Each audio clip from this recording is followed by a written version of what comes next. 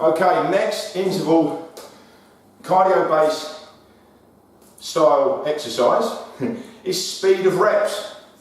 So if you struggle with things such as like knee issues, hip issues, or anything that really involves the legs as such, because most cardio-based exercises are for the legs, okay, unless you're using a rower, which is fine. A bike is not too bad on the knee joints and on the hips, also swimming. Okay, but otherwise, this one here is perfect.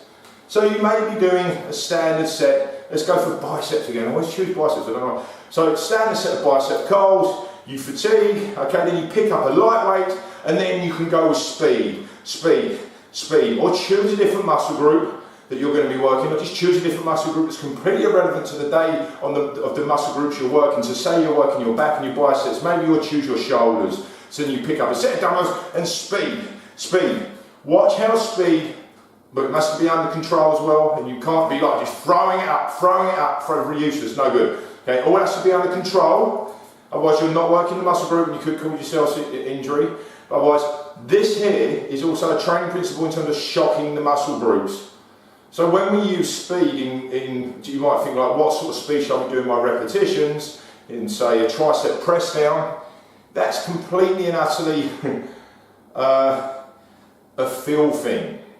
So what I mean by that is, you may be feeling, okay, you might be repping that out and thinking, well, it's too light, or I'm not really feeling that, so you slow it down. You engage the muscle more, you feel it more. I'm not going to talk too much about mind to muscle in this one, but otherwise, speed is a good way of getting your heart rate up, and it's a really good way of shocking the muscle group as well. So you can utilise that around your workouts if you have some kind of joint issue within the knees and everything. I have a few people that have had joint replacements in terms of on both knees, and they're still just coming out of rehabilitation, so we can't do any form of real cardio with them in terms of floor cardio where they're standing. But I can't believe how just weight training itself keeps the cardiovascular system up. If you keep the rest period short, you muck about with your speeds, and also you add in certain little additional things.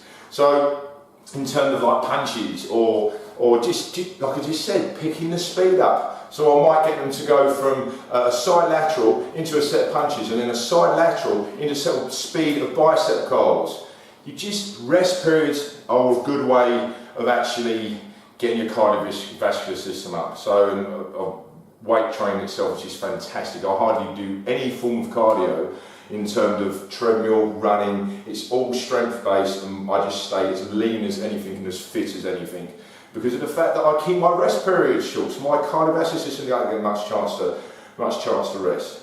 You might think that I'm going right off on this particular video, but years ago you were told that weight training and strength training were the world's worst thing for the heart. No, it would be if you were resting. So if you've done like 6 standard reps and rested for 3 minutes, that's not really that good on the cardiovascular system.